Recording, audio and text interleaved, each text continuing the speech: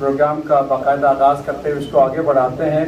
آج کا دن ہم سب لوگوں کے لیے ایک بہت تاریخی دن ہے، اور جیسا کہ آپ لوگ جانتے ہیں کہ آج 14 اگست ہے، اور 14 اگست 1947 کو ہم لوگوں نے آزادی حاصل کی تھی، اور اس دنیا کے نقشے پر ایک ملک ابھرا جس کا نام ہے پاکستان.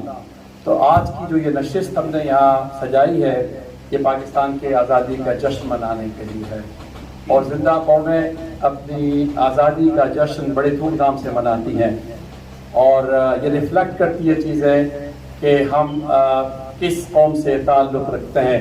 تو پروگرام کو ہم آگے بڑھاتے ہیں. آج کی نشست اسی کے لیے ہے، اور اس کے جو پہلے میں کافی سارے لوگ اس میں شرکت کے لیے آئے ہوئے ہیں جو آج کی اس محفل کے صدر ہیں. سب سے پہلے میں ان کو بلاتا ہوں. آپ کی شخصیت کسی تعارف کی محتاج نہیں ہے، اور خاص طور پہ برطانیہ میں وہ کئی دہائیوں سے اردو کے لیے، اس کی ترویج کے لیے عرصے سے کام کر رہے ہیں، اور شعر و فن ادب میں بہت نمایاں شخصیت کے حامل ہیں، اور اس کے علاوہ کئی ایوارڈز ان کو مل چکے ہیں.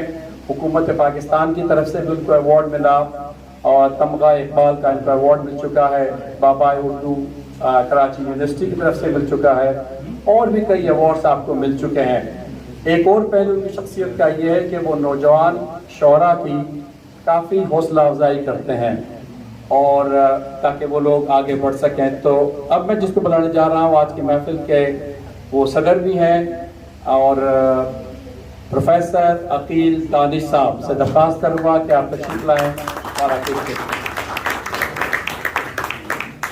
میں نے کہا عقیل بھائی کے لیے کہ کافی دہائیوں سے کام کر رہے ہیں اردو کے لیے، لیکن ماشاءاللہ آج بھی توانا اور صحت مند ہے.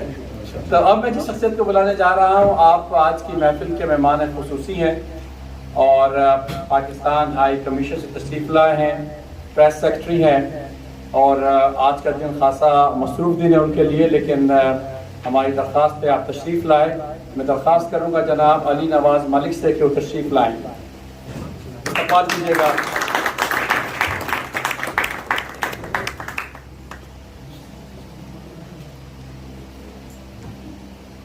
ہمارے اگلے مہمان جو ہیں وہ بھی کسی تعارف کے محتاج نہیں ہیں، اور وابستہ ہیں اپنا کاؤنسل سے. اچھا، تو آپ بھی جو ہے خاص ایکٹیو ہیں، کاؤنسلر بھی ہیں، اور ڈپٹی میئر بھی ہیں برینڈ کے. میں درخواست کروں گا جناب طارق ڈار صاحب سے کہ تشریف لائیں. استقبال کیجیے گا طارق ڈار صاحب.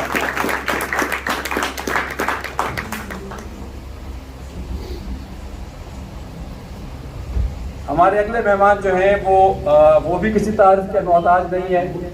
آپ انہیں دیکھتے بھی ہوں گے، اور مشہور عالم دین بھی ہیں، سوشل ایکٹیوسٹ بھی ہیں، اور اس کے علاوہ جو ہے وہ اسلام چینل سے وابستہ ہیں. ان کا ایک پروگرام ہے گفتگو، اس کی میزبانی بھی کرتے ہیں. تو میں درخواست کروں گا جناب مفتی عبدالوہاب صاحب تشریف لائیں اسٹیج پہ. استقبال کیجیے گا.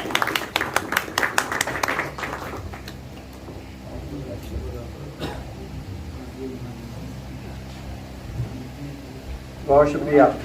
اور بھی آپ تمام لوگوں کا بہت شکریہ جو تشریف لائیں آج کے پروگرام کے لیے. اور ہم پروگرام کا باقاعدہ آغاز کرتے ہوئے اس کو آگے بڑھاتے ہیں.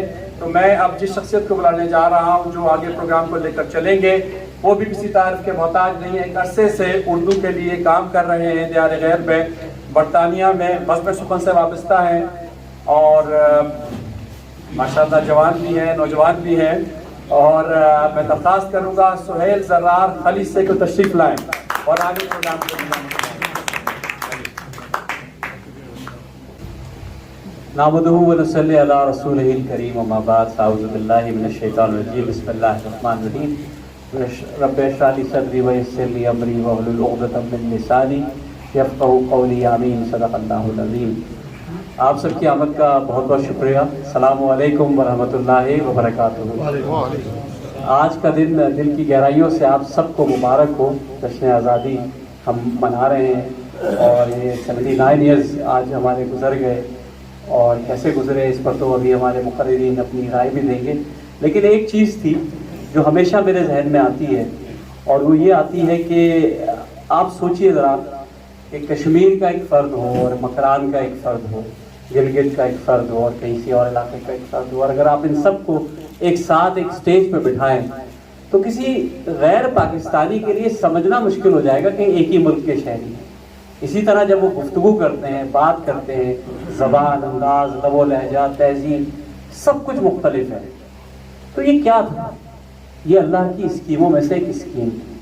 اللہ کی خواہش اور اللہ نے چاہا کہ ایک ایسا ملک بنایا جائے جو بالکل مختلف المزاج لوگ ہیں، مختلف الخیال لوگ ہیں، لیکن ان کو جمع کرنا ہے، اور ان کو جمع کرنا ہے ایک اللہ، ایک رسول اور ایک قرآن پر، اور یہ اسی پر اگر جمع ہوں گے تو ہوں گے، چاہے اس میں کتنے ہی سال لگ جائیں۔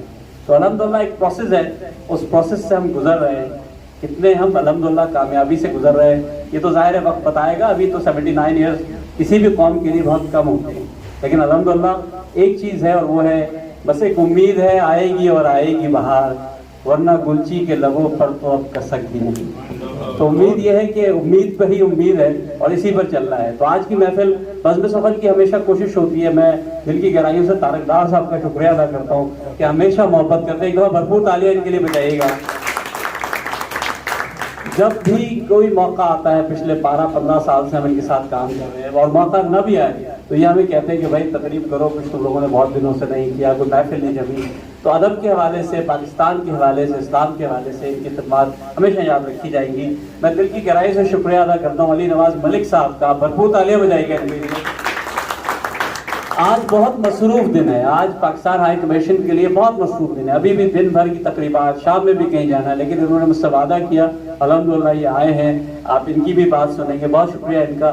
مفتی عبدالوہاب صاحب ہمیشہ ہمارے ساتھ ہوتے ہیں، ان کے لیے بھرپور تالیاں بجائیے گا۔ یہ وہ شخصیت ہے جن کی زیر سرپرستی ہماری لاتعداد محفلیں جو ہوتی ہیں، جو آپ دیکھتے ہیں، اور اس کے علاوہ ہفتے میں کم سے کم 2-3 الگ محفلیں ہوتی ہیں، ہماری گپ شپ لگتی ہے، تو بہت زندہ دل آدمی ہیں۔ بھرپور تالیاں مفتی عبدالوہاب صاحب کے لیے بجائیے گا۔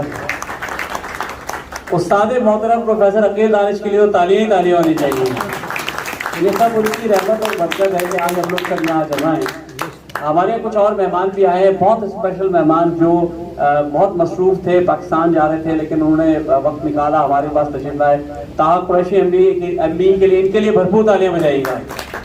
یہ اسپیشلی وقت نکال کے آئے ہیں اور بہت دور سے آئے ہیں، ان کے لیے تالیاں۔ اور ہمارے طارق حنیف صاحب، میں ہمیشہ ان کو کہتا ہوں درویش آدمی ہیں، ایسا ملنگ آدمی آپ نے نہیں دیکھا ہوگا، ان سے بات کریں تو پھول جھڑتے ہیں، اور گفتگو کریں تو ایک ایک مصرے کو، ایک ایک شعر کو کھولتے اور ان پر آشکار کرتے۔ بھرپور تالیاں طارق صاحب کے لیے بھی۔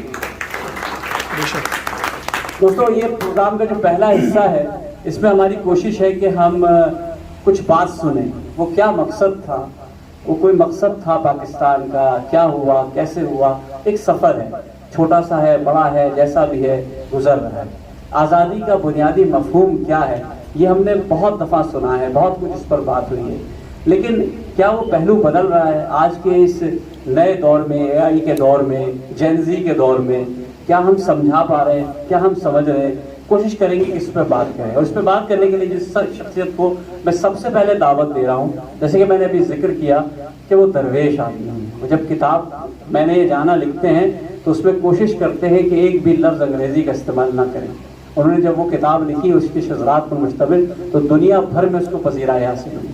میں جانتا ہوں کہ بہت بڑے بڑے مفکروں نے یہ کہا کہ کتاب تو میں اپنے سرحانے رکھ کر سوتا ہوں کہ کب اس کی مجھے ضرورت پڑ جائے۔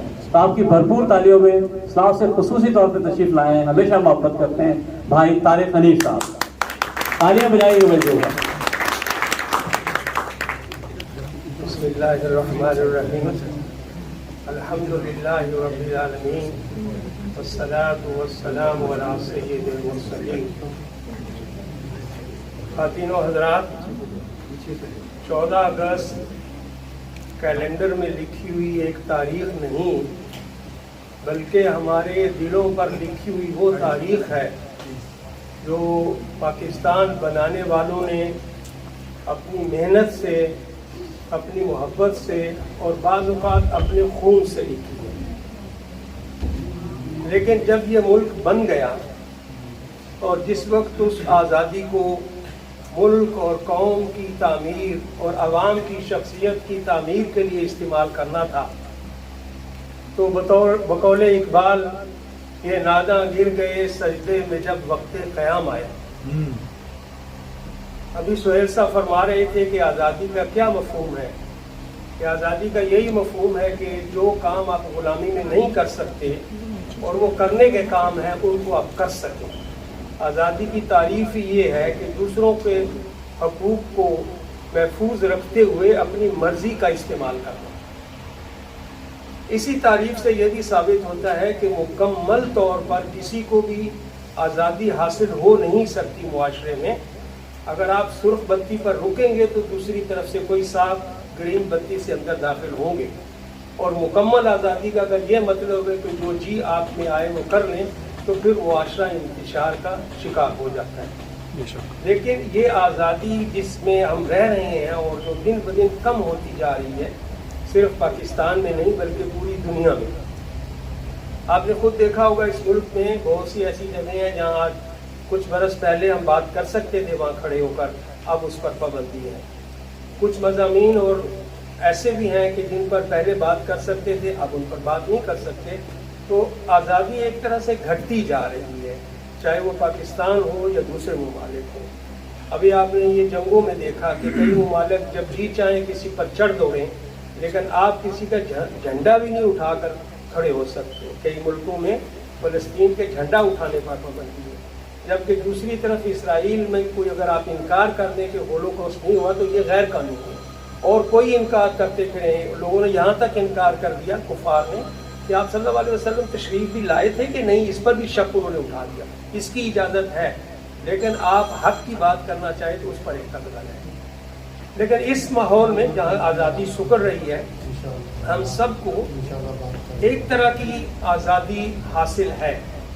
اور وہ آزادی اس طرح سے ہے کہ جس طرح ہم اپنے گھر میں بیٹھے ہوں, اپنی گاڑی میں بیٹھے ہوں اور کوئی ہم پر کسی قسم کا کوئی معاشرتی دباؤ نہ ہو, کوئی کیمرہ نہ ہو, تو وہ آزادی چونکہ وہاں کوئی موجود نہیں ہے جس کے حقوق کا اپنے خیال رکھنا ہے تو وہ ایک طرح سے آپ کے پاس ایک مکمل آزادی ہے. اگر آپ اس کا استعمال درست نہیں کر رہے ہیں تو پھر بڑی آزادی آپ کو نصیب نہیں ہوگی.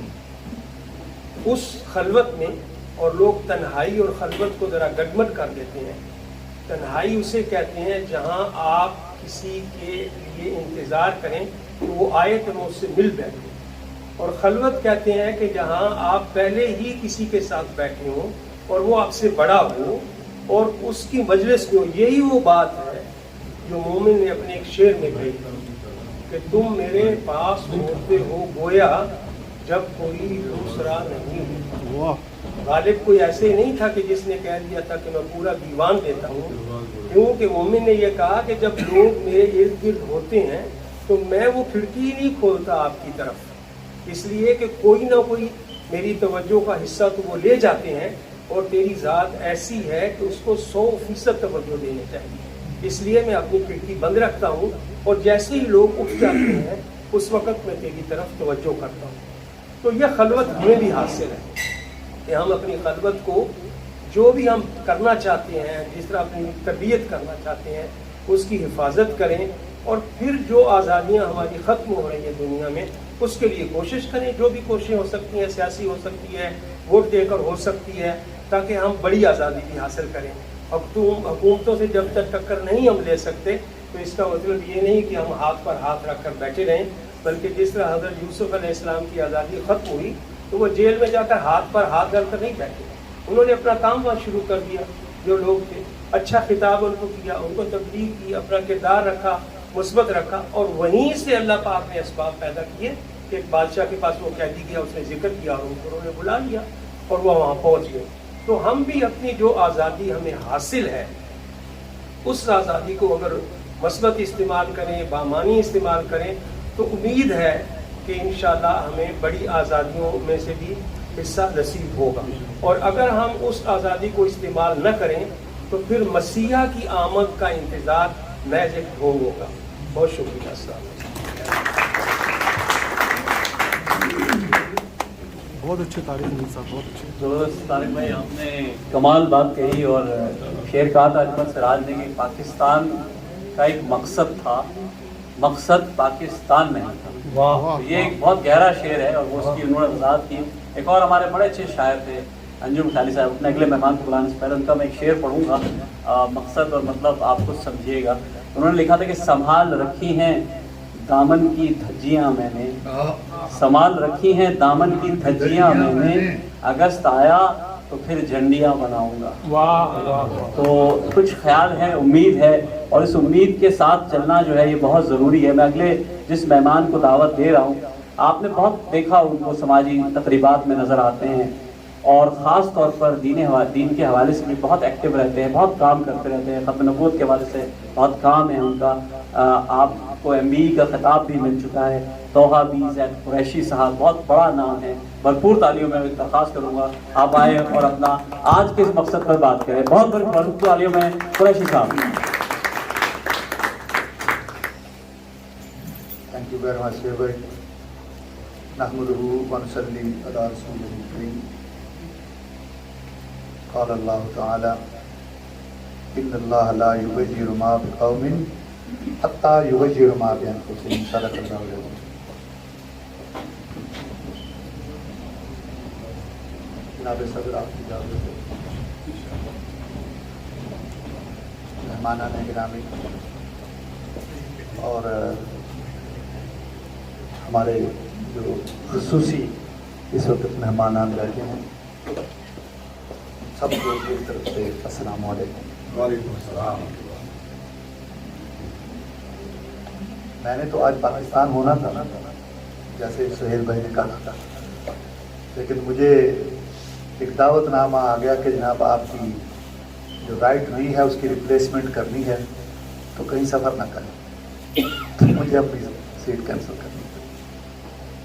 اور آج تو میں صرف سننے کے لیے آ گیا. میں نے ان کو کہا کہ میں آؤں گا، مشاعرہ ہے، لوگوں کے کچھ بیانات سنیں گے. عربی محفلیں بہت کم ہو گئی یہاں پر، UK میں تو بالخصوص ایسی چیزیں سننے کو نہیں ملتی، اور ہمارے ذوق بھی آہستہ آہستہ ختم ہوتے جا رہے. میں خود ویسے الحمدللہ 13 کتابوں کا مصنف ہوں اور پروفیسر آف مینجمنٹ ہوں. ساتھ ہی میں نے PhD بھی کی ہوئی ہے. میرا جو ایریا آف ورک ہے وہ کرنٹ افیئرز ہے، انٹرنیشنل ہسٹری ہے، ساتھ ساتھ کاؤنٹر ٹیررزم ہے. ساتھ میری بہت ہی اہم کتاب ابھی آئی ہے، ابھی 4 کتابیں اس مہینے پچھلے مہینے ریلیز ہوئی ہیں. عوام صاحب تو دیکھ چکے ہیں ان کتابوں کو، کیونکہ میں سمجھا کہ جمی کتابیں آئی تھیں سب سے پہلے شاید انہوں نے دیکھی تھی. وہ ابھی ایک آئی ہے امیر حرم صلی اللہ علیہ وآلہ وسلم از فقیر عجب طه قریشی. ماشاء اللہ بڑی مدلل کتاب ہے. انشاءاللہ اپنے دوستوں کی خدمت میں پیش کروں گا. آج تو میرا کوئی پروگرام ایسا نہیں تھا تقریر کرنے کا، لیکن کیونکہ پاکستان سے ریلیٹڈ آپ کا ایک پروگرام ہو رہا ہے تو کچھ باتیں پھر میں پاکستان سے متعلق ہی کروں گا کہ پاکستان کا جو وجود ہے، میں یہ سمجھتا ہوں کہ ہمارے وجود کی بقا پاکستان سے ہے. ہمارے وجود کی بقا پاکستان کی بقا سے منسلک ہے. پاکستان جن قربانیوں سے بنا وہ آپ نے لکھا بھی، پڑھا بھی، اشعار بھی کہے، سنا بھی، دیکھا بھی کئی لوگوں نے کیا ہوا ہے، ہسٹری بتاتی ہے. لیکن بدقسمتی یہ ہے کہ پاکستان میں پولرائزیشن پہلے ریلیجس پولرائزیشن رہی، آج کل پولیٹیکل پولرائزیشن بہت رائج ہے. ہمارے کئی دوست یہاں بیٹھے ہیں جن کا سیاسی جماعتوں سے بھی تعلق ہے، تو کافی ماشاءاللہ متحرک بھی ہیں. میں اکثر یہ کہتا ہوں کہ پاکستان کی ریلیجس پولرائزیشن تو اب ڈکلائن میں ہے، لیکن جو پولیٹیکل پولرائزیشن ہے وہ اس وقت اپوزٹ پہ جا رہی ہے. اور یہ ہمارے پاکستانی قوم کا، ہمارے لیڈرشپ کا، ہمارے جو ارباب اختیار و اقتدار ہیں، ہمارے جو رائٹرز ہیں، ان کو چاہیے کہ وہ اس کے سد باب کے لیے کچھ اقدام کریں. ایک تو یہ میں صرف نقطے 2-4 بیان کروں گا، لمبی تقریر کرنے کا موقع نہیں. پاکستان کا جو بنانے کا جو مقصد علامہ اقبال رحمۃ اللہ علیہ نے جس قوم کا ذکر کیا، جس شاہین کا ذکر کیا، جس خودی کا ذکر کیا، اس خودی کو شاید وہ ہندوستان میں رہ کر پورا نہ کر سکتی قوم، جو کہ پاکستان میں رہ کر وہ پورا کر رہی ہے یا کر سکتی تھی۔ اگرچہ بہت سارے لوگ یہ سمجھتے ہیں کہ پاکستان میں جو صورتحال ہے وہی بہت ہی دگرگوں ہے، لیکن میں یہ سمجھتا ہوں کہ میں بہت سفر کرتا رہتا ہوں، میں فلسطین اسرائیل بھی 2 دفعہ گیا، 3 دفعہ گیا۔ آزادی دیکھنی ہے، اس کی قدر قیمت دیکھنی ہے تو فلسطینیوں سے ذرا تھوڑی سی بحث کر کے دیکھ لیں، وہاں جائیں، حالات کا مطالعہ کریں۔ مجھے دعوت دی وہاں کے جو آرچ بشپ ہیں یروشلم، ان کے مہمان تھے 3 دن کے لیے، تو وہاں جہاں ہم نے مسلمان لیڈرشپ اور جوش لیڈرشپ اور کرسچن لیڈرشپ سے ملاقاتیں کی، وہاں کچھ کرسچین ٹیچرز اور بچوں سے بھی ملاقاتیں کی۔ تو وہ ایک بچے نے تو مجھے کہا کہ جی ہمارا جو شہر ہے یہ ایک گھوسٹ ٹاؤن بنا ہوا ہے۔ ایک ٹیچر نے مجھے کہا کہ جی آپ یہ سمجھتے ہیں کہ فلسطین اور اسرائیل کا جو معاملہ ہے یہ صرف مسلمانوں کا اور یہودیوں کا ہے، ہم جو اس میں تیسری پارٹیاں اپنے کرسچنز کو نکال ہی دیا اس میں سے۔ اور میں اکثر اس پر زور دیا کرتا تھا، ابھی میری کتابوں میں بھی چیز ہے کہ ہم نے واقعی ایسے نہیں کیا کہ اس کو مسلمان اور یہودی کا مسئلہ بنا کر عیسائی کو سائڈ پر کر دیا، کرسچن کمیونٹی کو سائڈ پر کر دیا۔ تو وہ کہنے لگے کہ جی جب ہم یہاں ہوتے تھے تو 1 منٹ میں 2 منٹ میں ہمارے بچے اسکول چلے جاتے تھے، اب ہمیں 1 میل کا چکر لگا کے پھر میل پورا ادھر جانا پڑتا ہے، پھر بچے کو اسکول میں چھوڑتے ہیں، اور جو ہماری ہیومیلیشن ہوتی ہے گیٹ کے اوپر جس کے اندر سے گزرنا ہوتا ہے وہ ایک لاتا ہے۔ یہ کرسچن کی میں بات کر رہا ہوں۔ تو آزادی کی قدر و قیمت اگر جاننی ہے تو وہ ذرا فلسطین میں سے، اگرچہ بہت سارے مسائل ہیں ہمارے ملک میں، لیکن اس ملک کی ہمیں قدر کرنی ہے۔ قائد اعظم رحمۃ اللہ علیہ نے جو پاکستان کا خواب دیکھا تھا، انہوں نے آج کل تو لوگ بڑے بارہا یہ چیز کا ذکر کرتے ہیں، صرف 14 اگست کی جو 11 اگست کی ایک تقریر ہے جو 1947 میں ہوئی، یہ بھی میری کتاب کا حصہ ہے، 12 قیام امن اور اقوام عالم جو میری بک ہے، یہ پیراگراف اس کا ہے کہ 11 اگست میں واقعی قائد اعظم نے جو کہا وہ بالکل ٹھیک تھا، اس میں کوئی شک کی بات نہیں تھی، لیکن ساتھ ساتھ انہوں نے یہ بھی کہا تھا کہ ہم پاکستان کو ایک اسلام کی تجربہ گاہ بنانا چاہتے ہیں۔ وہ اچھی طرح سمجھتے تھے کہ پاکستان ایک دوسری اسلامی ریاست ہوگی مدینہ شریف کے بعد۔ انہوں نے یہ بھی کہا کہ پاکستان کے لیے ہمیں کسی کانسٹیٹیوشن کی ضرورت نہیں، کیونکہ ہمیں آئین 1400 سال پہلے قرآن کی شکل میں دے دیا گیا۔ اب آپ اندازہ لگائیے کہ کیا وہ فوجی حکومت چاہتے تھے، کیا وہ سیکولر حکومت چاہتے تھے، کیا وہ اسلامی حکومت چاہتے تھے، وہ کس طرح کی حکومت چاہتے تھے، یہ ہم ان کی تحریروں سے اندازہ لگا سکتے ہیں۔ بدقسمتی یہ ہے کہ ہمارے ہاں اس وقت چاہے وہ اسٹیبلشمنٹ ہو، چاہے ہمارے پولیٹیکل ایلیٹ ہو، چاہے جوڈیشری ہو، چاہے وہ ہمارے بیوروکریسی ہو، چاہے ہمارا میڈیا ہو، یا چاہے ہم عوام ہوں، ہر کوئی پاکستان میں اس وقت اس چیز پر مصر ہے کہ بس وہ ٹھیک ہے باقی سارے غلط ہیں۔ تبدیلی کی ہم بات کرتے ہیں تو میں یہاں سٹیج پر 2 گھنٹے کا لیکچر یہ دوں گا کہ جی آپ تبدیلی لائیں، یہاں مجھے تبدیلی کی ضرورت نہیں ہے۔ اگر ہم تھوڑا سا اپنے رویوں میں یہ تبدیلی لے ہیں کہ یار پاکستان اللہ تعالیٰ نے ہمیں ایک ملک دے دیا، میں اپنے رویے میں تبدیلی لاؤں، I must bring change within myself first, then I can talk to you, then I can talk about other people changes۔ تو یہ دوسرا پوائنٹ ہو گیا۔ تیسرا پوائنٹ یہ ہے کہ پاکستان کی جو ابتدائی حکومتیں تھیں قائد اعظم کے وقت اور اس وقت لیاقت علی خان کے وقت، سردار عبدالرحمن مشتر بھی تھے اس وقت، اور بہت سارے لوگ ایسے تھے جنہوں نے کئی ایسے ادارے بنائے جو پاکستان کو ایک ایسی ریاست بنانا چاہتے تھے کہ جو اسلامک آئیڈینٹی ہو۔ اب اسلامک ریپبلک آف پاکستان تو ہم کہتے ہیں، لیکن جب وہاں پر یہ باقاعدہ ایک بل پیش کر دیا جائے کہ پاکستان میں انٹرسٹ کو ختم کیا جائے تو حکومت کس سے مس نہیں ہوتی، تو ہم کون سی اسلامک ریپبلک ہو گئے پھر؟ لہذا یہ ہمیں ہر سٹیپ پر ایک اپنے آپ میں تبدیلی لانے کی ضرورت ہے.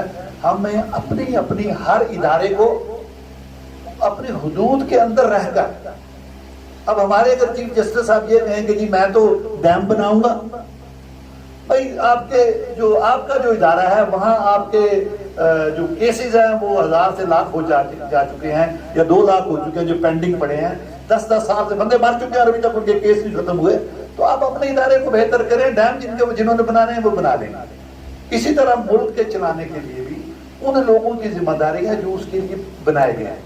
اب آخر میں یہ عرض کرنا چاہوں گا جو میں نے آیت پڑھی تھی اس کا جو ترجمہ ہے کہ ان اللہ لا یغیر ما بقوم حتی یغیر ما بانفسہم. Verily, Allah does not change the status of those people who do not create the circumstances to be changed. خدا نے آج تک اس قوم کی حالت نہیں بدلی، نہ ہو جس کو خیال آپ اپنی حالت کے بدلنے کا. اور کسی انگریز نے کیا خوب اس کے بارے میں کہا، God helps those who help themselves. Thank you very much.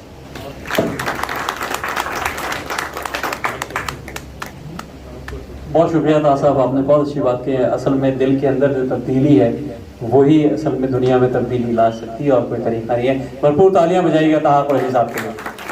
دوستوں، ہمارے درمیان ایک ایسی شخصیت موجود ہے جو اس وقت کینیڈا سے تشریف لائے ہیں اور آگے سعودی عرب کنٹریز کی طرف جا رہے ہیں، واپس آئیں گے، لیکن بڑی محبت کرتے ہیں، جب بھی آتے ہیں ہمارے پروگرام میں ضرور شریک ہوتے ہیں. ان کی جو کتابیں ہیں اگر آپ پڑھیں تو اس میں جو میں نے سمجھا اس میں لکھا ہے کہ کیسا خوبصورت ہے پاکستان، کتنے زندہ دل، متحرک، محنتی اور جفا کش ہیں وہاں کے لوگ. ہمارے بزرگوں کا شاندار ماضی اور جو ان کی روایت تھی وہ کیا ہے. ان کی کتاب اگر آپ پڑھیں جس کا نام ہے میرے شہر والے، اور اب بھی کچھ اور کتابیں آ رہی ہیں. تو میں چاہوں گا اسٹیج پہ تشریف لائے، ساری زندگی باہر گزاری ہے لیکن پاکستان سے محبت کا عالم یہ ہے کہ جب لکھنے بیٹھتے ہیں تو صفحوں کے صفحے پاکستان کی مختلف شخصیات کے حوالے سے لکھ ڈالتے ہیں. آپ کی بھرپور تالیوں میں جناب شکور پٹھان صاحب، بھرپور تالیاں بجائے گا شکور پٹھان صاحب کے لیے.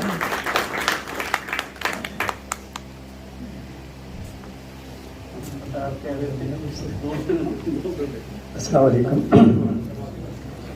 ایک تو میری آواز ویسے ہی بہت بیٹھی رہتی ہے اور آتے ہی انہوں نے مجھے بریانی کھلا دی تو وہ ذرا اور بیٹھ گیا ہے. بسم اللہ الرحمن الرحیم. محترم عبداللہ صاحب، ہمارے نواز ملک صاحب اور جو معززین یہاں تشریف رکھتے ہیں، جاتے رہتا ہوں پاکستان. ابھی تو میں شکر گزار ہوں، کینیڈا میں رہتے ہیں، ایشور زرار کا اور عبد علی بیگ صاحب کا. عبید بھائی نے مجھے یہاں آنے کی دعوت دی تھی اور سہیل بھائی مجھے گھر کے یہاں لے آئے. میں کوئی مقرر نہیں ہوں، نہ مجھے تقریر کرنا آتی ہے، نہ کوئی میری تیاری تھی. تو چند ایک بات عرض کروں گا، انشاءاللہ کچھ خدا سے اجازت چاہوں گا. آج سے کوئی 4 سال قبل میں یہاں آیا تھا تو سہیل بھائی کا جو چینل ہے اسلام چینل، اس پہ ایک پروگرام تھا 14 اگست کے حوالے سے. آج کے دن وہ پروگرام ہوا تھا. عابد بھائی شامل تھے اس میں. عابد بھائی کے ایک دوست تھے، عارف صاحب وہ تھے، سہیل بھائی کے تھے اور یہ خاص صاحب بھی تھا. اور جو باتیں ہو رہی تھیں وہ ظاہر 14 اگست کا پروگرام تھا تو یوم آزادی کے حوالے سے باتیں ہو رہی تھیں کہ کس طرح مناتے ہیں یوم آزادی. ہم پہلے بچپن میں کیسے مناتے تھے، تو اپنے اپنے جو ہے یادیں تازہ کر رہے تھے، اپنے تجربات ایک دوسرے کو بتا رہے تھے. تو یوم آزادی پہلے بھی بڑے جوش و خروش سے منایا جاتا تھا، آج بھی بڑے جوش و خروش سے منایا جاتا ہے. ماشاءاللہ دیکھیں آج کی تقریب میں اتنے سارے لوگ یہاں جمع ہیں. پاکستان میں آپ نے کل دیکھا ہوگا بہت اللہ بلّہ تھا. لیکن ایک معمولی سا فرق ہے. تو فرق کیا ہے کہ پہلے جب یوم آزادی مناتے تھے تو ہمارے سامنے کچھ منزلیں ہوتی تھیں، کچھ خواب ہوتے تھے، کچھ امیدیں ہوتی تھیں، کچھ مستقبل کا ہمارے سامنے نقشہ ہوتا تھا. اب جو ہے ہمارے سامنے مایوسیاں، پریشانیاں، نا امیدی، مصیبتوں کا ایک ڈھیر انبار لگا ہوا ہے. تو یہ جو ہے مطلب یہ بہت بڑا ایک فرق جو ابھی نظر آتا ہے آج کل. میری جو میں نے ہوش سنبھالا ہے سن 60 کی جو ابتدا 60 کی جو دہائی تھی اس میں جو 50 کی دہائی تھی آپ سب جانتے ہیں کہ پاکستان نیا نیا بنا تھا اور اپنے قدموں پہ کھڑا ہو رہا تھا. لیکن ان سے اتفاق کریں گے، خاص طور پہ علی بھائی ضرور اتفاق کریں گے کہ 60 اور 70 کی جو دہائی تھی پاکستان کی وہ شاید پاکستان کا سب سے بہترین وقت تھا. ہم نے جو بہترین وقت گزارا ہے، جب ہم آگے کی طرف دیکھتے تھے، ہمارے سامنے ایک مستقبل تھا اور امیدیں تھیں اور ایک بڑا روشن سا ایک نقشہ نظر آتا تھا. اگر جو حضرات یہاں کراچی سے تعلق رکھتے ہیں انہیں یاد ہوگا کہ اگر آپ میٹروپول ہو گئے تھے یا نیپر بیگ سے چلیں ایئرپورٹ کے لیے تو جو ڈنگ روڈ جو شارع فیصل کہلاتے ہیں کہ بیچ میں جو پیمنٹ ہوتی ہے اس پہ وہ نیون سائن لگے ہوئے تھے ایئر لائنس کے، اور دنیا کی ہر ایئر لائن کا وہاں پہ بورڈ آپ کو نظر آئے گا. پین ایم کا بورڈ وہاں دکھے گا آپ کو، بی او سی کا بورڈ وہاں نظر آئے گا. سب بی او سی ہوتی ہے برٹش ایئر لائن، کے ایل ایم، لفٹھانسا، ٹوینٹا، پتہ نہیں کون کون سے نام تھے.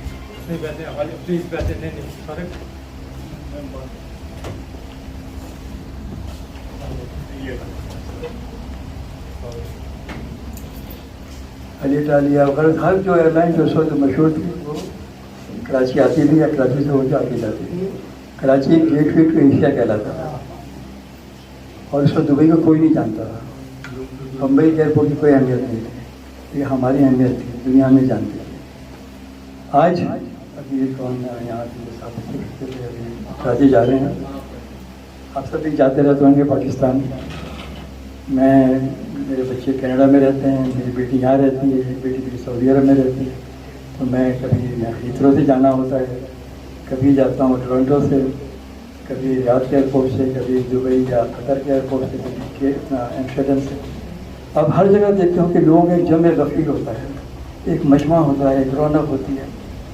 جب آپ کراچی ایئرپورٹ پہنچتے ہیں سناٹا بالکل، وہاں آپ کو کوئی نظر نہیں آئے گا سوائے آپ کی اپنی فلائٹ کے چند ایک کی فلائٹ آتی ہے، لوگ نظر آتے ہیں، بالکل سناٹا. جب یہاں سے ہیتھرو سے جاتے ہیں بڑی مشکل سے آپ پہنچتے ہیں وہاں تک، کاؤنٹر تک، لیکن وہاں پہنچتے ہیں تو یہ مثال دے رہا ہوں چھوٹی سی صورتحال جو ہماری اب ہو گئی ہے. یعنی ایک وہ وقت تھا کہ دنیا کی ہر ایئر لائن ہمارے یہاں آتی تھی اور اب جو ہے ہمارے کوئی نہیں آتا وہاں پہ. اور یہ ہر شعبے میں ہماری نئی حالت ہو گئی ہے. اس کی وجہ کیا ہے، کیوں کر ہوا ہے، سب کچھ یہ آپ سب سے زیادہ بہتر جانتے ہیں. اچھا، مجھے جیسے جب یہاں میرے ہاتھ میں مائک دے دے یا اسٹیج پہ بلا دے تو ہم اپنے آپ کو ذرا پھر دانش کو سمجھنے لگ جاتے ہیں. اس سے کچھ عرصہ پہلے میں امریکہ میں تھا تو ایسی تقریب تھی اور وہاں بھی مجھے ایسے کسی نے زبردستی بٹھا دیا تھا مائک دے کے. تو کسی خاتون نے سوال کیا کہ جو آج کل جو حالات ہیں اس کی وجہ کیا ہے. تو میں نے بھی ذرا بخارات بن کے بتانے کی کوشش کی کہ جو ہمارے حکمراں ہیں، ہمارے سیاستداں ہیں، ہمارے جرنیل ہیں، ججز ہیں، بیوروکریٹ ہیں، یہ سب کسی اور سیارے سے نہیں آئے. یہ سب ہم آپ میں سے آتے ہیں نا. ہم ہی جو ہے جو ہماری جو ایک مجموعی جو سوچ ہے اس کا پردہ یہ حضرات ہوتا ہے. یہ ہمارا چہرہ ہے جو بھی یہ سامنے ہے. تو وجہ جو ہے اور کوئی نہیں، وجہ ہم خود ہیں. یہ بات لمبی ہو رہی ہے تو میں مختصر کروں گا. ہم جو ہے جو ہمارے جو مسائل ہیں، جو پریشانیاں ہیں، اس طرف ہماری توجہ کبھی نہیں ہوتی. میں آپ کو یہ سچ بتا رہا ہوں کہ ہماری توجہ کبھی نظام کو درست کرنے پہ نہیں ہوتی. ہمارا سارا زور شخصیات پر ہوتا ہے.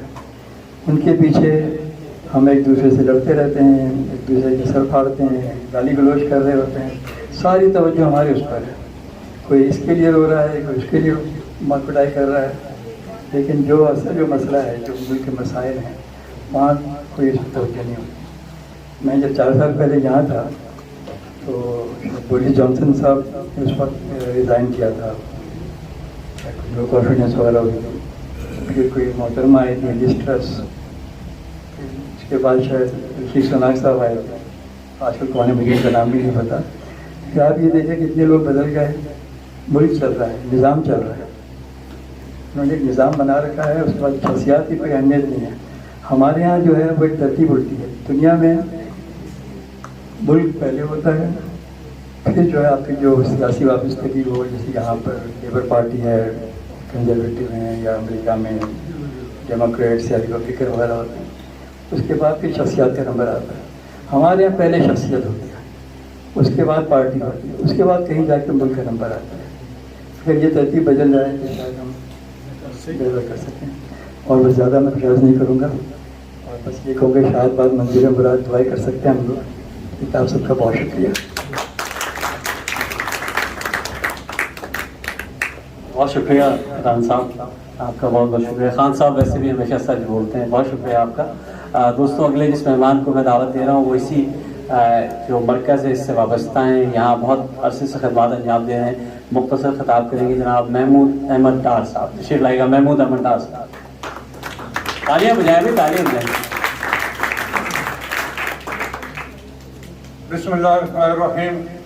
معزز خواتین و حضرات السلام علیکم. میں مختصر 2-3 منٹ میں اپنا مدعا بیان کروں گا. سب سے پہلے تو میرا قرآن کہتا ہے احتساب کی بات کرتا ہے.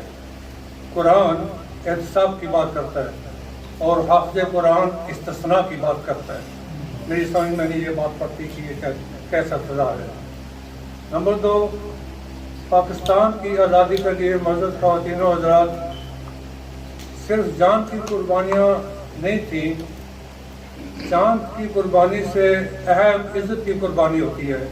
بہت سے بدقسمت باپ تھے ایسے جنہوں نے اس 1947 کی ہجرت میں اپنی بیٹیوں کو دریا میں یا کنویں میں اس لیے پھینک دیا تھا کہ ان کی آبرو بچ جائے.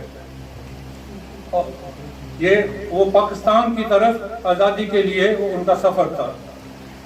اور اسی پاکستان میں اسی بیٹی کو آج ایک پولیس فورس کے بھیڑیے دیواریں پھلانگ کر ان بیٹیوں کی عزت کو آبرو کو پامال کر رہے ہیں. یہ اسی پاکستان میں ہو رہا ہے.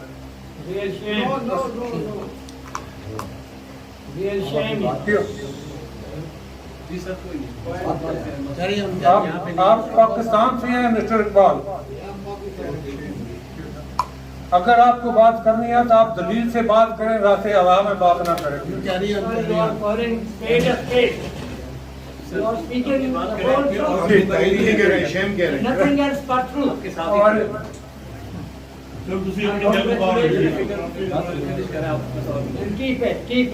پاکستان نے میرے پاکستان میں آزادی کے 3 قابل رشک دن جو ہیں وہ گزرے ہیں.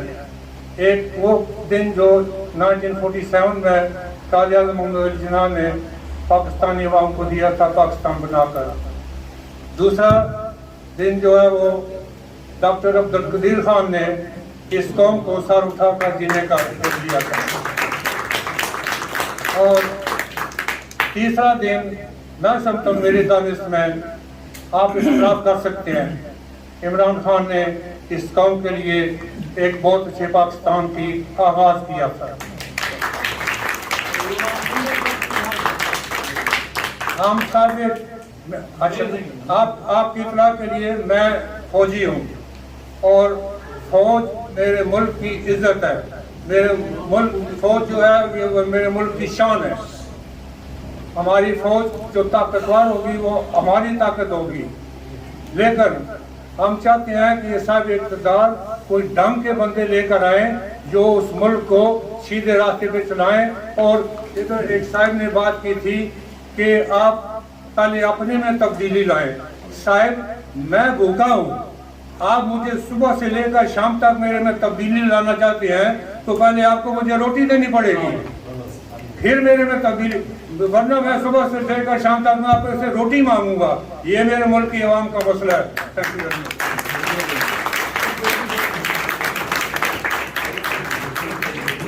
بہت شکریہ ڈاکٹر صاحب، آپ نے حق ادا کر دیا. بہت شکریہ جناب، بڑی نعت کی. اب میں اس شخصیت کو دعوت دے رہا ہوں. نہیں سر، یہ پبلک فورم نہیں ہے، ہم نے ایک پروگرام رکھا ہے، ہم بات کر رہے ہیں، آپ پلیز تشریف رکھیں. بہت شکریہ، بڑی عنایت آپ کی بات پہنچ گئی ہے. آپ جس شخصیت کو میں دعوت دے رہا ہوں कौंसलर अरशद महमूद साहब मेयर ब्रेड रह चुके हैं 2018 में, बज़्म सुखन के साथ हमेशा से ताउन करते हैं, हमेशा मोहब्बत करते हैं, हमेशा लेके चलते हैं। आपकी भरपूर तालियों में जनाब कौंसलर अरशद महमूद साहब। बिस्मिल्लाहिर्रहमानिर्रहीम। बुजुर्गों, बहनों, भाइयों, अस्सलाम वालेकुम। मैं सबसे पहले देर से आने की माज़रत करूँगा कि मैं कोई कंट्रोडिक्टरी बात नहीं करता हूँ, न कभी करूँगा। मैं तो सिर्फ आपको वेलकम करूँगा कि आप लोग अपना कीमती वक्त देकर हमेशा हमारी दावत पे पाकिस्तान कम्युनिटी सेंटर में तशरीफ़ लाते हैं। यहाँ आके हर महफिल में आप शामिल होते हैं और अपने मुल्क की अपने भाइयों से मिल के एक दूसरे की खुशी महसूस करते हैं। आज का दिन पाकिस्तान इंडिपेंडेंस डे, जो कि पिछले कई सालों से पाकिस्तान कम्युनिटी सेंटर में मनाया जा रहा है, इससे पहले हम लोग यही इवेंट्स जो है पाकिस्तान ब्रांड काउंसिल में फ्लैग रेजिंग करके मनाया करते थे और हमें बड़ा फ़ख्र था कि सबसे पहले वहाँ पे आज से कुछ साल पहले जब हमने फ्लैग रेजिंग शुरू की तो पाकिस्तान का इंडिपेंडेंस डे सबसे पहले मनाया गया वहाँ पे। This is a fact. आज भी ऐसा हो सकता था लेकिन उन्होंने कुछ चेंजेस कर दिए हैं, इसलिए हमारे लिए खुशी का बायस है कि अब ये आइंदा भी ये इंडिपेंडेंस डे यहीं पे मनाया जाएगा। आज दिन को पाकिस्तान इंडिपेंडेंस डे की जो तकरीब हुई थी उसमें इससे भी ज़्यादा लोग शामिल हुए थे। हमें बहुत खुशी हुई है कि हमारी बहनें इस कदर नंबर में यहाँ पे आई थी कि मेरे ख्याल से 60% जो है वो लेडीज़ थी और 30-40% जो मैन थे, जो कि बहुत अच्छी बात है। और मैंने उस वक्त भी कहा था कि हमें खुशी हो रही है कि अक्सर लोग समझते हैं कि मुसलमानों की औरतें जो हैं वो बड़ी मजलूम हैं, उनको तो कोई राइट्स नहीं है, उनको आज़ादी नहीं है, कुछ नहीं है। ऐसा बिल्कुल नहीं है और मैं हर जगह पे ये कहना चाहूँगा कि हमारी औरतें किसी से कम नहीं, सबसे साथ हैं या उनसे आगे हैं। मौका होना चाहिए, इंशाअल्लाह तरक्की भी करेंगे, सब कुछ करेंगे। पाकिस्तान के इस मौके पर मैं आप सबको अपनी तरफ से और पाकिस्तान सेंटर की तरफ से बहुत बहुत मुबारकबाद कहना चाहूँगा। बहुत शुक्रिया। बहुत शुक्रिया सर, बड़ी इनायत। दोस्तों 14 अगस्त के आज का जो दिन है ना, ये सिर्फ कैलेंडर पर एक तारीख नहीं है, ये बहुत अहम दिन है। बुजुर्गों की बहुत सी कुर्बानियाँ हैं। मुझे हुकूमतों से शिकायत हो सकती है लेकिन रियासत से कोई शिकायत नहीं है। रियासत से शिकायत करने का हमारा मुँह नहीं है, हमारी शक्ल नहीं है कि हम अपनी रियासत से शिकायत कर सकें। आज हम जो कुछ हैं इस रियासत की वजह से ही हैं। तो मैं अगले जिस मुक़र्रर को दावत दे रहा हूँ, आप सब जानते हैं उनको बहुत अच्छी तरह। मोहतरम कौंसलर तारिक डार एमपी साहब से दरख्वास्त है कि आए 2 मिनट की कोई बात करें। भरपूर तालीम है तारिक डार साहब। अच्छा, बहुत शुक्रिया, बड़ी इनायत। आपसे हम आकर के सबका शुक्रिया करवा देंगे। बहुत शुक्रिया, तालियां बजाइएगा तारिक डार साहब के लिए, बहुत शुक्रिया। दोस्तों अब मैं जिस शख्सियत को दावत दे रहा हूँ स्टेज पे बुलाने की, मेरी तो इनसे हफ्ते में कम से कम 2-3 मुलाकातें हो जाती हैं। हम इनसे फैज़ हासिल करते हैं, जब भी बैठते हैं कुछ ना कुछ सीखते हैं। लेकिन आप सबकी भी ये तरबियत कर रहे हैं मुस्तकिल बुनियादों पर, टीवी पर भी, स्टेज पर भी, मुख्तलिफ फोरम पे, खुतबों में, जुम्मों के खुतबों में, अपने साथ जो ट्रिप लेके जाते हैं दुनिया भर में उस पर। और आप सबके बहुत ही मोहतरम मोहतर मुफ्ती अब्दुल वहाब साहब, आपकी भरपूर तालियों में मुफ्ती अब्दुल वहाब साहब।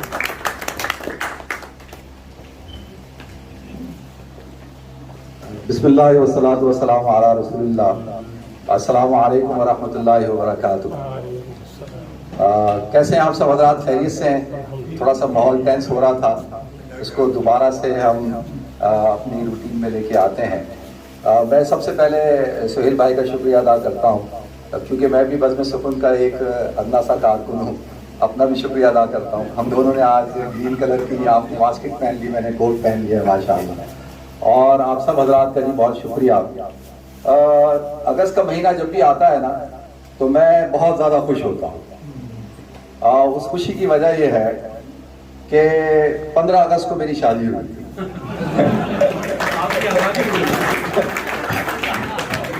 मुल्क आज़ाद हुआ था, मैं कैद हुआ था। और बड़ा अच्छा वाक़या है कि मैंने बड़ी सोच विचार के बाद अपनी शादी की जो तारीख रखी थी वो 14 अगस्त रखी।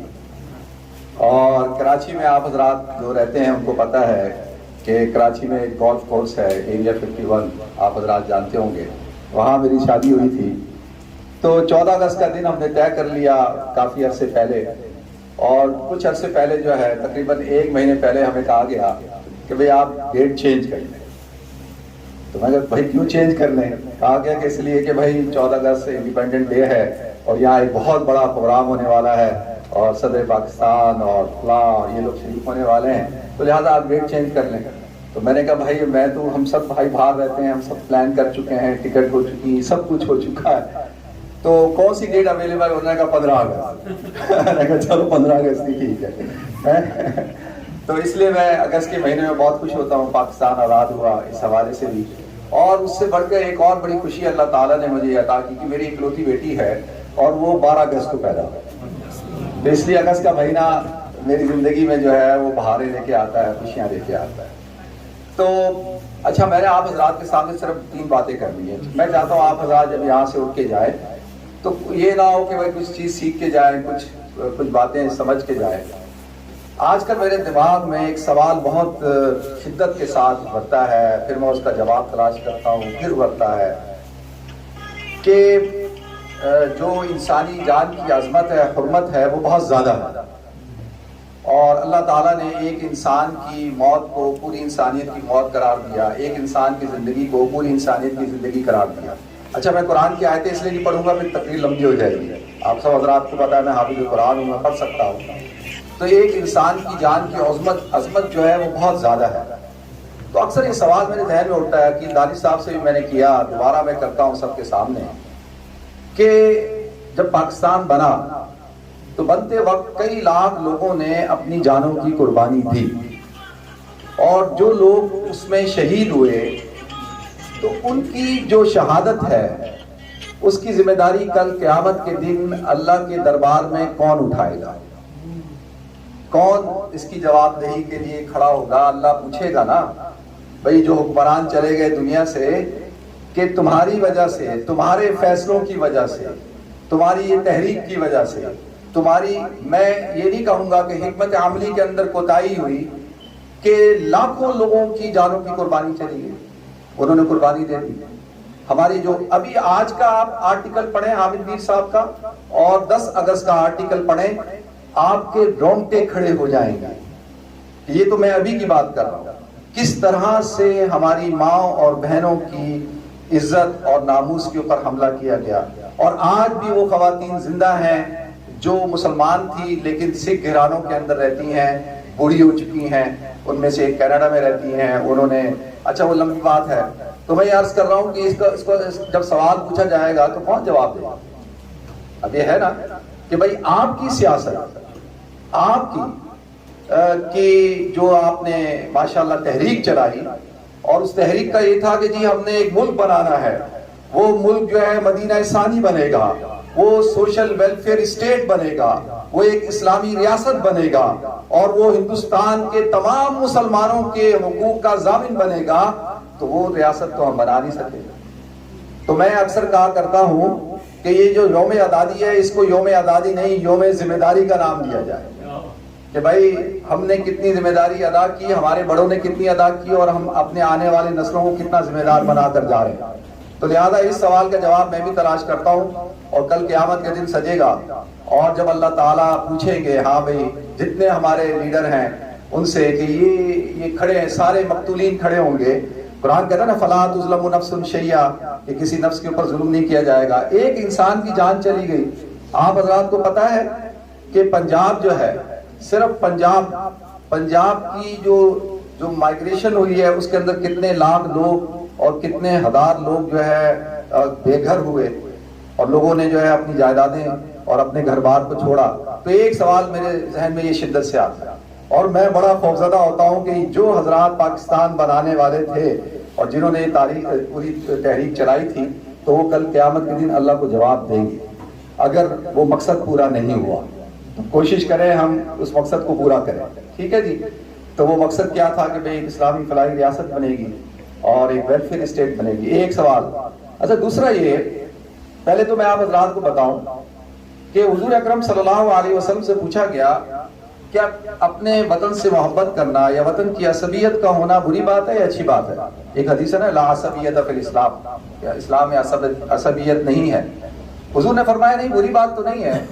ہاں یہ جب بری بات ہے کہ جب تمہارے، یہ ابن ماجہ کی حدیث ہے، جب تمہاری قوم کے لوگ غلط کام کریں، ظلم کریں اور تم اس ظلم کے اندر ان کا ساتھ دو، پھر بری. یہ ساری برادری دا ہے، ساری برادری دا ہے، سارے قتل معاف اس کو کہ ہماری برادری کا ہے یہ، تو پھر یہ بری بات ہے. تو ایک چیز میں آپ سے گزارش کروں کہ وطن جو ہے وہ اختیاری نہیں ہوتا. کوئی شخص وطن کو اختیار نہیں کرتا، جو جہاں پیدا ہوتا ہے وہ وہی اس کا وطن ہوتا ہے. میں پاکستان میں پھرتا ہوں، آپ بھی پھرتے ہیں، میں سندھ جاتا ہوں، بلوچستان جاتا ہوں، ساری جگہوں پہ جاتا ہوں. میں نے آج تک کسی سندھی کو سندھ دھرتی کو برا کہتے ہوئے نہیں دیکھا. پاکستان کو برا کہہ دیں گے، سندھ دھرتی کو نہیں کہیں گے. پنجاب جو ہے وہ پاکستان کو کہے گا، پنجابی پنجاب کو برا نہیں کہے گا. کسی پختون سے پوچھو، وہ پختون اپنے پختون خیبر پختونخوا کو برا نہیں کہے گا، پاکستان کو کہہ دے گا. تو اس سے بات پتہ چلتی ہے کہ وطن جو ہوتا ہے وہ اختیاری، آپ کے اختیار میں نہیں ہوتا. جیسے آپ پیدا ہوتے ہیں، مثال کے طور پہ آپ کسی گھر میں پیدا ہوئے، جو آپ کے والدین ہیں وہ آپ کے والدین ہیں. وہ آپ نے اللہ سے مانگا تو نہیں تھا کہ مجھے ڈار صاحب کے گھر پیدا کرنا ہے یا مجھے عقیدانی صاحب کے گھر پیدا کرنا ہے. اللہ نے جہاں پیدا کرنا تھا وہاں پیدا کر دیا، یہ آپ کے والدین ہیں. ہاں اگر والدین آپ کو صرف ایک بات میں، اللہ کہتا ہے کہ وَإِن جَاهَدَاكَ عَلَىٰ أَن تُشْرِكَ بِي مَا لَيْسَ لَكَ بِهِ عِلْمٌ فَلَا تُطِعْهُمَا، اگر وہ تمہیں شرک کے لیے کہیں تو ان کی بات نہیں ماننی. لیکن وَصَاحِبْهُمَا فِي الدُّنْيَا مَعْرُوفًا، اور دنیا کے اندر وہ تمہارے ساتھی ہیں، تمہارے وہ والدین ہیں، ان کے ساتھ حسن سلوک کے ساتھ پیش آنا. تو وطن جو ہوتا ہے وہ انسان کے اختیار میں نہیں ہوتا، اور جہاں انسان پیدا ہوتا ہے وہی اس کا وطن ہوتا ہے. جس جگہ پہ وہ پیدا ہوگا اور وہی اس کا وطن ہے. انسان کی جو شناخت ہے نا، یہ جو شخصیت ہوتی ہے جس کو ہم تشخص کہتے ہیں، جو قومی تشخص ہوتا ہے یا خاندانی یا نسلی تشخص، یہ انسان کبھی بھی ختم نہیں کر سکتا. آپ جہاں جائیں گے دنیا کے اندر، جب آپ اپنی پہچان کرائیں گے، وہ اصل پوچھتے ہیں آپ سے کہ بھئی آپ اصل کہاں سے؟ اب برٹش پاسپورٹ رکھتے ہیں نا، نہیں پوچھتے نہیں اصل کہاں سے؟ اب بولتے ہیں پاکستان سے. تو انسان اپنا مذہب بدل سکتا ہے، آپ کتنے آپ مذہب بدل لیں، لیکن آپ اپنی شناخت کو، اپنے وطن کو نہیں بدل سکتے. جیسے اپنے والدین کو نہیں بدل سکتے. بدل سکتے ہیں؟ نہیں بدل سکتے.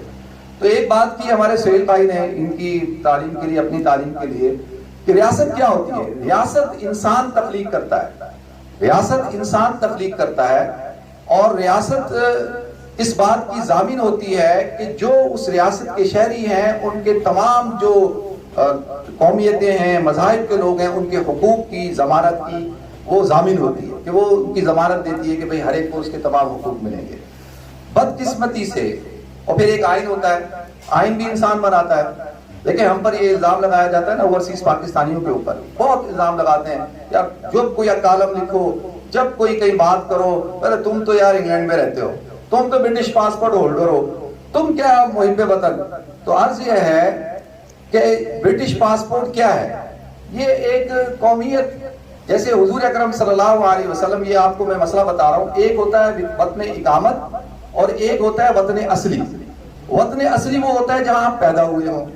حضور اکرم صلی اللہ علیہ وسلم پیدا ہوئے مکہ کے اندر، آپ نے وہاں سے ہجرت کی، آپ مدینہ منورہ آ گئے، آپ نے مدینہ منورہ کو اپنا وطن اقامت بنا لیا. لیکن کیا مکہ کی محبت کو چھوڑا؟ آپ ہمیشہ یاد کرتے تھے مکہ کو، یہاں تک کہ قباء کے اندر جو 2 رکعت نماز پڑھنے کا ثواب ہے نا، کہ آپ کو 2 رکعت نماز پڑھے مسجد قباء میں، آپ جاتے ہیں پڑھتے ہیں نا، ہفتے کے دن جا کے پڑھیں، اور کیا ثواب ملتا ہے؟ عمرے کا ثواب ملتا ہے. بھائی کیوں ملتا ہے عمرے کا ثواب؟ اس کا پس منظر کیا ہے؟ اس کا پس منظر یہ ہے کہ جو مہاجرین تھے مکہ کے، وہ ہر وقت پریشان بیٹھے ہوتے تھے، کہتے تھے یا رسول اللہ جب ہم مکہ میں تھے تو جب دل چاہتا تھا بیت اللہ کو دیکھتے تھے، طواف کرتے تھے، عمرہ کرتے تھے، ہمارا عمرہ ہو جاتا تھا.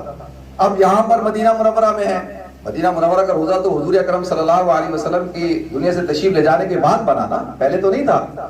تو کہا کہ اب ہم جو ہے وہ مکہ یاد آتا ہے. تو حضور نے کہا ٹھیک ہے پھر 2 رکعت قباء میں پڑھ لیا کرو تو تمہیں کیا عمرے کا ثواب ملے گا، صرف ان کی دل جوئی کے لیے کہ پھر 2 رکعت پڑھ لو تمہیں. تو مکہ کی محبت حضور اکرم صلی اللہ علیہ وسلم کے دل سے نکلی نہیں. اسی طریقے سے ہم لوگ جب ان ملکوں کے اندر آئے، اب بھائی میرے کہہ رہے تھے نا خان صاحب کینیڈا کے اندر، ہم پاکستانی پوری دنیا کے اندر رہتے ہیں، ہم نے سب نے جو ہے مختلف ملکوں کی نیشنلٹی لی ہوئی ہے. تو یہ ٹھیک ہے، یہ تو ہمارے لیے وطن اقامت ہے. یہ ہمارے لیے وطن اقامت ہے، ہم ہجرت کر کے آ گئے، ہم نے یہاں کی نیشنلٹی لے لی، ہم یہ، لیکن وطن اصلی وہی ہے جہاں ہم پیدا ہوئے، جو ہمارا ملک ہے۔ تو لہذا ایک تو یہ بات عرض کرنی تھی کہ ریاست، ابھی سہیل بھائی نے کہا کہ ریاست جو ہے، دیکھیں ریاست سے زیادہ اہم جو ہے وہ آپ کا وطن ہوتا ہے، اور ہر چیز وطن کے اوپر قربان ہوتی ہے۔ ریاست جو ہے اس کی ان لوگوں کے حقوق کی ضامن ہوتی ہے۔ بدقسمتی سے میں یہ جو اقتدار ہے نا، دیکھیں دنیا کے اندر بہت بڑے بڑے نشے ہیں، شراب کا نشہ ہے، جوئے کا نشہ ہے، عورت کا نشہ ہے، دوسرے نشے ہیں، لیکن پتہ ہے سب سے بڑا نشہ کیا ہے؟ سب سے بڑا نشہ حکمرانی کا نشہ ہے۔ سب سے بڑا نشہ یہ ہے کہ بس میرے حکم کے تابع رہیں لوگ، میں کھڑا ہوں سارے کھڑے ہو جائیں، میں بیٹھ جاؤں سارے بیٹھ جائیں، بس میرے ایک اشارے پہ دنیا جو ہے وہ دنیا کو میں رن کروں۔ اور یہ اتنا خطرناک نشہ ہے کہ فرعون کو بھی پھر ایک موقع پہ آ کر کیا کہنا پڑا، انا ربکم الاعلی، کہ میں اب بس تمہارا خدا ہوں۔ تو یہ نشہ بڑا خطرناک ہے۔ تو ہمارے ملک کے اندر بدقسمتی ہے کہ ریاست جو ہوتی ہے اس کے تمام ادارے جو ہے اس کے اندر شامل ہوتے ہیں۔ مثال کے طور پہ عدلیہ، جوڈیشری، آپ کی مقننہ اور آپ کی مختلف جتنے بھی پارلیمنٹ ہے، بیوروکریٹس ہیں، یہ سب اس کے اندر شامل ہوتے ہیں۔ آپ جو ہے وہ میڈیا بھی ہے اور فوج بھی ہے، فوج بھی ہے۔ لیکن ہمارے یہاں کیا کیا گیا کہ فوج نے، کیونکہ ایوب خان سے نکلتا ہوا یہ سفر، ضیاء الحق، پرویز مشرف، یا پھر ابھی موجودہ ہمارے جو فیلڈ مارشل صاحب ہیں، یہ سارے، تو ان حضرات نے بڑی چلاکی کے ساتھ ریاست کا ٹائٹل جو ہے اپنے آپ پر لے لیا کہ بھائی ہم ہیں ریاست۔ بھائی ریاست کسی ادارے کا نام نہیں ہوتی۔ اب اگر یہ ہمارے ملک صاحب کھڑے ہو کے کہیں کہ جی جو فورن آفس ہے وہ ریاست ہے، اور جو آدمی ہم پہ تنقید کرے گا وہ ریاست پہ تنقید کرے گا، جج کھڑا ہو کر کہے کہ جج جو ہے وہ ریاست ہے، عدلیہ ریاست ہے، جو جج پہ تنقید کرے گا وہ ہم پہ تنقید کرے گا، پولیٹیشین کھڑے ہو کے کہے کہ جی جو پارلیمنٹ ہے یہ ریاست ہے، جو پارلیمنٹ پہ تنقید کرے گا وہ ریاست پہ تنقید کرے گا، تو لہذا وہ کون ہے؟ وہ باغی ہے۔ وہ کون ہے؟ وہ باغی ہے۔ تو لہذا یہ ایک چیز جو ہے یہ بڑی خطرناک ہے۔ تو ہمیں خود بھی سمجھنے کی ضرورت ہے، لوگوں کو بھی سمجھانے کی ضرورت ہے۔ ایک بات عرض کرنی تھی، آخری بات یہ ہے کہ دیکھیں آپ سب پاکستان کو آگے لے جانا چاہتے ہیں، ہم بھی لے جانا چاہتے ہیں۔ ہم پہ جو الزام لگایا جاتا ہے کہ یہ اوورسیز پاکستانی محب وطن نہیں ہے، تو لہذا یہ جو والدین سے جو محبت ہوتی ہے، کوئی اولاد دوسری اولاد کو یہ دعویٰ نہیں دے سکتی کہ میں اپنے والد سے زیادہ محبت کرتا ہوں یا میں اپنی والدہ سے زیادہ محبت کرتا ہوں۔ وہ کردار بتاتا ہے، وہ والدین بتاتے ہیں، وہ بیگ صاحب بتائیں گے، وہ طارق حنیف صاحب بتائیں گے کہ کون سا بچہ مجھ سے سب سے زیادہ محبت کرتا ہے، اور وہ کون سا بچہ ہوتا ہے جو عزت کرتا ہے، جو احترام کرتا ہے، جو خدمت کرتا ہے، جو محبت کرتا ہے، جو ہر وقت اپنے والد والدہ کی اطاعت کرتا ہے۔ وہ کہتے ہیں سب سے میرے تمام بچوں میں سب سے فرما بردار بچہ اور سب سے محبت کرنے والا بچہ یہ ہے، وہ والدین ڈیسائیڈ کرتے ہیں۔ تو لہذا یہ کسی کو حق نہیں پہنچتا کہ مجھے کہے کہ تم انگلینڈ میں رہتے ہو تو تم محب وطن نہیں ہو، اگر آپ کینیڈا میں رہتے ہیں تو آپ محب وطن نہیں ہیں۔ تو سب سے زیادہ محب وطنی کا جو ثبوت ہم اوورسیز پاکستانی دیتے ہیں، میں سمجھتا ہوں پاکستان میں رہنے والے نہیں دیتے۔ یہ میں گارنٹی کے ساتھ یہ بات کر سکتا ہوں۔ جو کنٹریبیوشن ہماری ہے، جو ہم کر رہے ہیں یہاں سے بیٹھ کے، وہ تو پاکستان کے اندر تو یہ حال ہے کہ یعنی غلط فہمی کی بنیاد پر کراچی کے اندر ایک ہوٹل میں ایک اشتہار چل گیا کہ یہاں پہ کورین ایمبیسی بیٹھی جو ہے ویزے دے رہی ہے، تو پورا نوجوان لڑکے لڑکیاں وہاں پہنچ گئے۔ یہ پچھلے دنوں خبر میں آیا کہ جی ویزے مل رہے ہیں۔ تو ہمارا تو یہ حال ہے، تو وہ ہر آدمی نکلنا چاہتا ہے۔ اچھا ابھی آخر میں صرف ایک بات میں عرض کرنا چاہوں گا، وہ یہ ہے کہ ہم نے اس جو ملک ہے اس کو آگے لے کے چلنا ہے۔ ابھی ہمارے بھائی نے قرآن کی تلاوت کی تھی نا، اس کے اندر انہوں نے دو آیتیں تھی، پوری اس کا تو میں ترجمہ نہیں کروں گا۔ ایک تو یہ کہ یا ایھا الذین آمنوا لما تقولون ما لا تفعلون، اے ایمان والو جو تم کہتے ہو وہ کرتے کیوں نہیں۔ آج ہمارا مسئلہ یہ ہے کہ ہم جو ہے سب گفتار کے غازی ہیں، کردار کا کوئی غازی نہیں ہے۔ اور پھر آگے جا کے انہوں نے ایک اور بات کی، اللہ تعالیٰ کہتا ہے کہ بھئی تم لوگ جو ہے وہ واللہ لا یہدی القوم الظالمین، کہ اللہ تعالیٰ ظالموں کو معاف نہیں کرتا، ان کو ہدایت نہیں دیتا، ان کو راستہ نہیں دکھاتا۔ اس وقت بلوچستان کا بلوچی ناراض ہے، سندھی ناراض، ہمارے کشمیر بھائی جو محب وطن تھے، آج کشمیری جو ہے وہ ناراض ہیں آپ سے، آج جو ہے وہ آپ کا ایک انٹیریئر منسٹر کھڑا ہوتا ہے, کہتا ہے کہ جی 70 سال سے جو نظام چل رہا تھا وہ برباد ہو چکا, ختم ہو چکا, فیل ہو چکا, اور اسی نظام کا وہ خود حصہ ہے, کسی پولیٹیکل پارٹی سے ان کا تعلق نہیں ہے. کوئی آدمی ان سے پوچھ نہیں سکتا کہ آپ کہاں سے لینڈ کیے, آپ کا پولیٹیکل کیریئر کیا ہے. حبیب جان بتائیں گے آپ کو کہ کیا پولیٹیکل کیریئر ہے, لیکن آپ پاکستان کی سب سے طاقتور شخصیت ہیں اس وقت. کیوں, کس وجہ سے؟ تو لہذا یہ جو ہم ایکسپیریمنٹ کرتے ہیں نا پاکستان کے اندر, وہ ابھی ہمارا ایک بھائی بات کر رہا تھا, تو یہاں پہ کیا ہوتا ہے, دیکھیں جو کہا نا کہ شخصیات کچھ نہیں ہوتی, ادارے ہوتے ہیں, ادارے بھی شخصیات ہی بناتی ہیں. شاہ ولی اللہ محدث دہلوی رحمۃ اللہ علیہ نے فرمایا, کہا کہ انسانوں کا کام کیا ہے کہ وہ انسانوں کو انسان بنائے, یہ انسانوں کا کام ہوتا ہے. ادارے اور یہ جتنا نظام ہوتا ہے سارے انسان بناتے ہیں, اور یہ کس کے لیے بنائے جاتے ہیں؟ انسانوں کے لیے بنائے جاتے ہیں. تو لہذا انسان بہت قیمتی ہوتے ہیں, اور جو قیمتی انسان پیدا ہو جائے, اور جو قیمتی انسان اپنی محنت اور جدوجہد سے اپنا ایک مقام بنا لے, تو پھر اس انسان کو عزت دینی چاہیے جیسے ان ملکوں میں دی جاتی ہے, ہمارے ہاں نہیں دی جاتی. تو یہ چند گزارشات تھی, آپ حضرات کے ساتھ شیئر کرنی تھی, تھوڑی سی بات لمبی ہو گئی. وآخر دعوانا الحمدللہ رب العالمین. پاکستان پاکستان. بہت شکریہ مفتی صاحب, آپ کی گفتگو بہت شاندار رہی. اللہ کرے ہمیں سیکھنے اور سمجھنے کی توفیق ملے, آمین.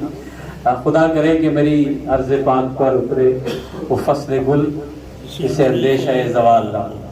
تو میں اگلے جس مقرر کو دعوت دے رہا ہوں, ہمارے مہمان خصوصی بھی ہیں, اور میں کہوں گا کہ اب تمہارے حوالے وطن ساتھیوں, اب وہ آئیں گے اور اپنی بات رکھیں گے. آپ بہت اچھے ادیب ہیں, بہت ادب نواز آدمی ہیں, بہت سارے ایونٹس ہائی کمیشن میں ہوتے ہیں, اور یہ ان کی ہی مرہون منت ہے, یہی کراتے ہیں ان تقریبات کو. آپ کی بھرپور تادیوں میں ہمارے پریس منسٹر ہیں پاکستان کے ہائی کمیشن کے, جناب علی نواز ملک صاحب. آپ کی تالیاں ہونی چاہیے, بھرپور تالیاں. بسم اللہ الرحمن الرحیم. سہیل بھائی بہت شکریہ آپ کا.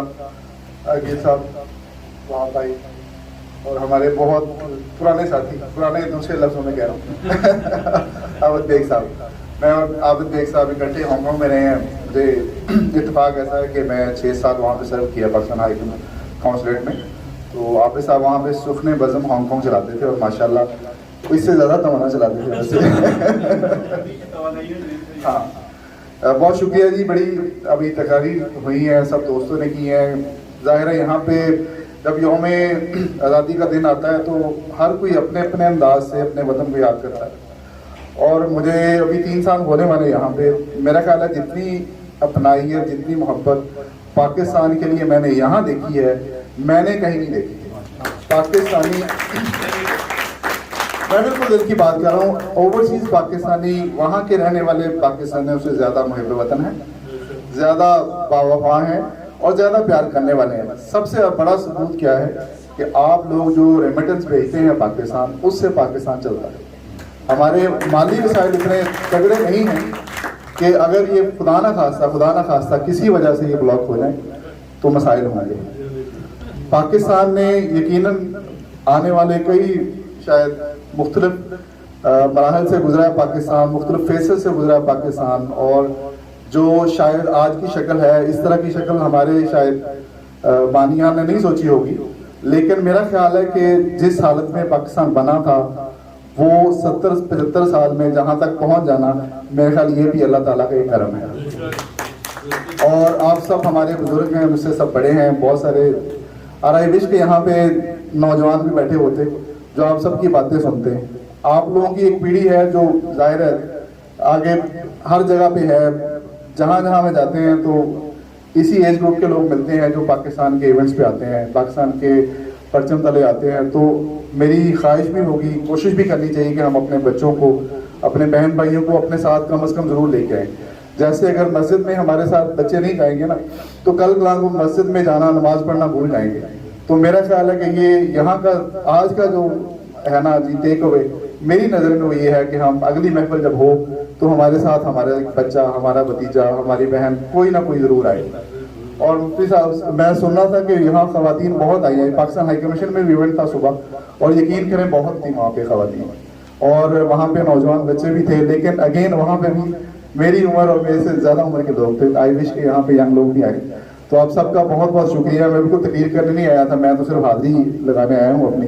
اور سہیل بھائی بلا لیتے ہیں, جس محفل سے جس محبت سے یہ بلاتے ہیں انکار ہو نہیں سکتا. اور ہمیشہ پاکستان کے لیے بلاتے ہیں, شعر و ادب کے لیے بلاتے ہیں, اردو کی خدمت کرتے ہیں. تو اس سے بڑی کیا خدمت ہو سکتی ہے پاکستان کی جو وہاں بیٹھ کے ہم نہیں کر سکتے.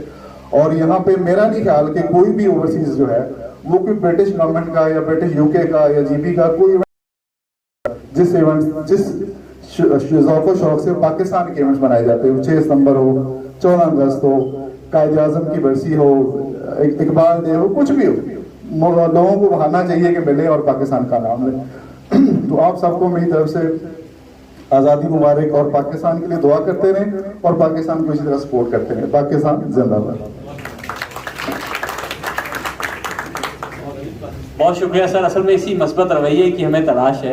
ظاہر ہے حالات اوپر نیچے ہوتے ہیں, مسائل ہیں, پریشانیاں ہیں, لیکن اسی طرح چلیں گے انشاءاللہ تو کامیابی کی طرف ہم بڑھیں گے. دوستو بالکل آخر میں استاد محترم سے درخواست کرنے سے پہلے میں چند اعلانات کرنا چاہتا ہوں. ہمارے کچھ ایونٹس ہو رہے ہیں, ہم نے اس کے پوسٹرز لگائے ہیں باہر. 6 ستمبر کو ہم یہیں ایک پروگرام کر رہے ہیں. ہماری بہت اچھی ایشین فورم لندن کے ساتھی بیٹھے ہیں, ان کے تعاون سے ایک بڑا اچھا ایونٹ ہم کر رہے ہیں. وہ پاکستان کے شعراء آفاق, مصور, خطاط, نقاش جو ہے صادقین صاحب کی جو فن پاروں اور اسلامی خطاطی کی نمائش ہے, وہ انشاءاللہ ہم یہاں کریں گے. سنڈے کا دن ہے, 6 ستمبر کو دوپہر 2 سے شام 6 کے درمیان. فری انٹری ہے, آپ سب تشریف ضرور لائیے گا. دوسرا ہمارا ایک عالمی مشاعرہ 19 ستمبر کو ہو رہا ہے association of senior Muslim citizens کی طرف سے. شاہد صاحب یہاں بیٹھے ہیں, ان کے لیے تالیاں بھی بجائے گا بھرپور. ہمیشہ ہر سال بڑا اچھا ایونٹ کرتے ہیں. یہ 19 ستمبر کو ہم کر رہے ہیں وکٹوریا ہال میں, وہاں بھی آپ سب ضرور تشریف لائیے گا. تو آخر میں استاد محترم سے درخواست کروں گا کہ وہ تشریف لائیں. جی کہیے. I want to congratulate Pakistan for its international efforts for bringing peace between Iran and United States of America. I salute these efforts. ان کا ذرا تعارف کرا دی جائے. یہ progressive Aman Ullah Khan, I'm founder member and I'm a member of the Islamic Summit which was held in 74. آپ مجھے جتنا بھی اگنور کریں بٹ ہسٹری کریں دے اگنور. سر آپ کو اگنور کر کون کر سکتا ہے. whole heartedly the peace efforts which are being made by Pakistan and Iran for bringing peace to Iran. بہت شکریہ سر, بڑی رائے آپ کی, بھرپور تالیاں بجائیے گا ان کے لیے. ان سب بزرگوں کی ایفرٹس ہیں, ان کی محنتیں, ان کی قربانیاں ہیں کہ آج ہم یہاں کھڑے ہیں, بات کر رہے ہیں, پروگرام کر رہے ہیں, ایونٹس کر رہے ہیں. بہت بہت شکریہ استاد محترم پروفیسر عقیل دانش صاحب.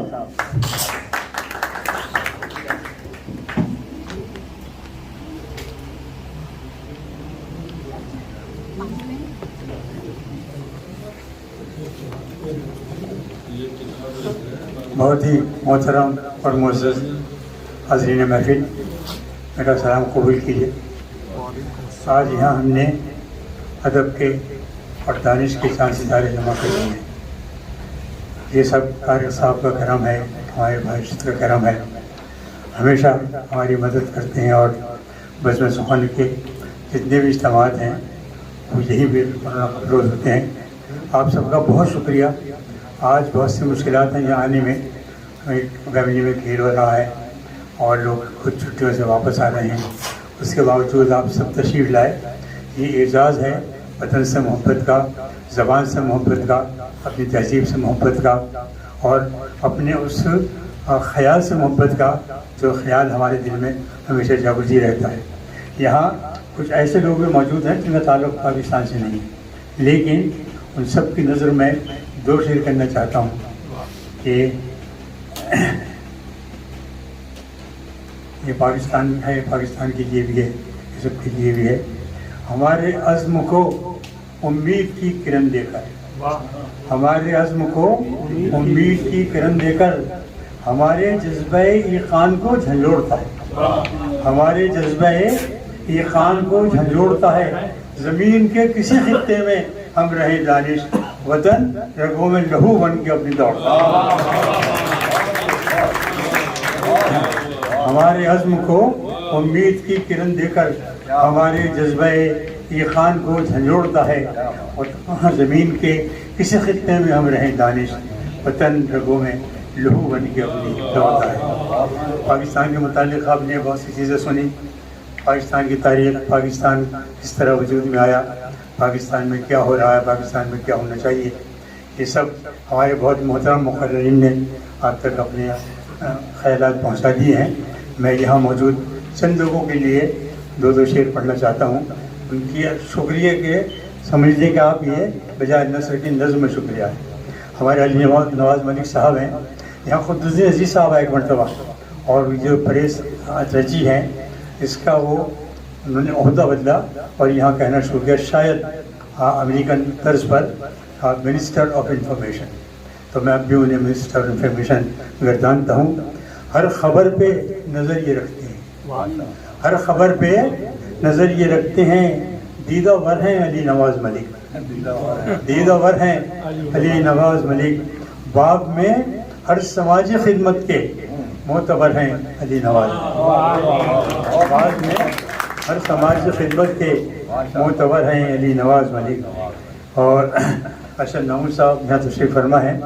ان کے احسان دل پہ لکھے ہیں، ان کے احسان دل پہ لکھے ہیں، ان کے اکرام ہم پہ بے حد ہیں. آج یہ کس کی بات ہے دانش، مہربان یہ ہمارے ارشد ہیں، مہربان یہ ہمارے ارشد ہیں. طارق نامور صاحب اور طارق صاحب ڈاکٹر صاحب یہاں موجود تھے، شاید مجھے ابھی نظر نہیں آ رہے، لیکن ہو سکتا ہے میری آواز ان تک پہنچ جائے. یہ ہمارے MBA ہیں اور اس ہال کو بنانے میں ان کے آباء و اجداد نے انہوں نے بہت محنت کی ہے. اور یہ ہم سب پاکستانیوں کے لیے ایک اقامت گاہ بھی ہے. اور ہمارے لیے یہ طارق صاحب یہاں تشریف لے آئے ہیں، تو یہ ہمارے MBA طارق صاحب اور ان کی تمام خدمات کے لیے ہمارے میئر بھی رہے ہیں برینڈ کے. ان کے دو شعر، ان کی تحریر، ان کی تقریر کے ہیں سب قائل. یہ ایک سیکنڈ دیجیے گا جی. اعزاز ملکہ نے جو طارق کو دیا ہے، جب ملکہ زندہ تھیں تو انہیں نوازا گیا، تو اس سے اعزاز سے اعزاز ملکہ نے جو طارق کو دیا ہے، یہ ان کی شب و روز کی محنت کا صلہ ہے. یہ ان کی شب و روز کی محنت کا صلہ ہے. اس ملک میں رہنا ہے تو حالات کو پرکھو. طارق نے جوانوں کو سبق ایسا دیا، طارق نے جوانوں کو سبق ایسا دیا. ہمارے تشریف فرمائے طارق حنیف صاحب سروں سے تشریف لائے، ہمیشہ کرم کرتے ہیں. ان کی تحریر کے ہیں سب قائل. ایک شجاعت کی کتاب لکھی، شاید 200 صفحات سے زیادہ ہے. صرف اس کا عنوان ہے میں نے یہ جانا. اور آپ کو سن کر تعجب ہوگا کہ پوری 200 صفحات کی کتاب میں میں کا لفظ نہیں ہے. یہ میں نے جب کتاب کو دیکھا تو یہ بڑے کمال کی بات ہے کہ انہوں نے جو کچھ کیا ہے اپنی ذات کو نفی کر کے اس کتاب میں شجاعت جمع کیے ہیں. اور یہ شاید ہمارے طارق صاحب کی مدد کرے گا، کسی کو اس کتاب کی ضرورت ہو تو وہ طارق حنیف صاحب سے دے دیں گے. ان کی تحریر کے ہیں سب قائل، ان کی حصے لطیف جانتے ہیں. ان کی تحریر کے ہیں سب قائل، ان کی حصے لطیف جانتے ہیں. کیسے پیدا ہو لفظ میں تاثیر، بھائی طارق حنیف جانتے ہیں. کیسے پیدا ہو لفظ میں تاثیر، بھائی طارق حنیف جانتے ہیں. اور یہاں محترم ہے ذرا مفتی عبدالوہاب صاحب موجود ہیں یہاں پر، ہمارے لیے سرمایہ حاصل میں. اور ان کی ذات کے کئی پہلو ہیں، مفتی ہیں، عالم ہیں. میں نے کل ان کا ایک چھوٹا سا سجرہ پڑھا اور میں قائل ہو گیا کہ بہت بڑے ادیب بھی ہیں. اچھا شاعر بھی ہوں گے یقیناً، اس لیے کہ درس نظامیہ میں ایک کتاب شامل ہے سب معلقہ، 5 عربی کے بہت معروف قصائد ہیں وہ. تو جو وہ قصائد پڑھ لے وہ شاعر تو ویسے ہی ہو جائے گا. لیکن میرا خیال یہ ہے کہ جان بوجھ کر شعر کی طرف نہیں آتے تو روزانہ 3-4 دعوتیں آئیں گی تو مشکل بات آئیں گی. ان کی نظر میں نے بہت پہلے خطہ لکھا تھا کہ ان کو دانش تمام اہل نظر، ان کو دانش تمام اہل نظر دین کا آفتاب کہتے ہیں. ان کو دانش تمام اہل نظر دین کا آفتاب کہتے ہیں. دوست احباب فخر سے ان کو مفتی عبدالوہاب کہتے ہیں. دوست احباب فخر سے ان کو مفتی عبدالوہاب کہتے ہیں. آپ بہت دیر سے یہ طوطی کی صدائیں سن رہے ہیں، خوبصورت الفاظ آپ کی سماعتوں نظر ہو رہے ہیں. جناب سہیل سردار خریش یہاں موجود ہیں. 2 شعر ان کے لیے بھی کہ موسم بے فیض کو سرو و سمن کرتے ہیں آپ. موسم بے فیض کو سرو و سمن کرتے ہیں آپ. تنگنائے ذہن کو رشک چمن کرتے ہیں آپ. تنگنائے ذہن کو رشک چمن کرتے ہیں آپ. آپ کی خدمات کا کیا ذکر ہے بھائی سہیل, جان و دل سے خدمت شعر و سخن کرتے ہیں. ایک مرتبہ ہمارے عابد صاحب بہت ابتدائی لوگوں میں سے ہیں جنہوں نے داغ بیٹ ڈالے تھے شعر و سخن کی. ان کا بہت دل سے شکر گزار ہوں یہاں تشریف لائے. اور میں تمام موجودوں جن کا پڑھنے سے لفظ سے تعلق ہے اور ہمارے خاص طور سے اہل سخن, ان کے لیے آخر میں 2 شعر عرض کرتا ہوں کہ ہمارے اہل سخن ہیں محبتوں کے امیر. ہمارے اہل سخن ہیں محبتوں کے امیر. زمانے بھر میں وہ یہ جذبہ عام کرتے ہیں. زمانے بھر میں وہ یہ جذبہ عام کرتے ہیں. ہر ایک گام سبق دیتے ہیں صداقت کا. ہم اپنے اہل سخن کو سلام کرتے ہیں. بہت شکریہ آپ کی نوازشوں کا, آپ کی عنایتوں کا. بہت عنایت.